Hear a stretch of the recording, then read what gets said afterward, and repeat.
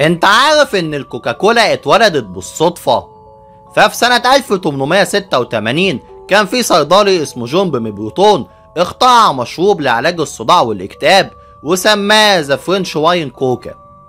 لكن لما الحكومة الأمريكية منعت الكحول قام بتعديل الوصفة وحولها لمشروب غازي.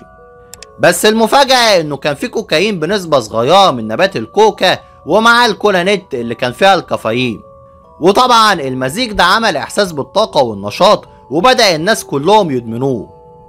لكن في سنة 1904 الكوكايين اتشال نهائيا من الوصفة، بس الاسم كوكاكولا فضل موجود. وفي الحرب العالمية التانية الجنود الامريكان كانوا بياخدوا الكوكاكولا مجانا، والشركة بنت مصانع في اوروبا واسيا علشان توصل لهم في اي مكان، والجنود بعد كده رجعوا لبلادهم مدمنين المشروب، ومن هنا الكوكاكولا سيطرت على العالم كله. فتخيل كده ان في مشروب اتعمل كدواء وبعدين بقى رمز للعولمة واشهر براند في التاريخ.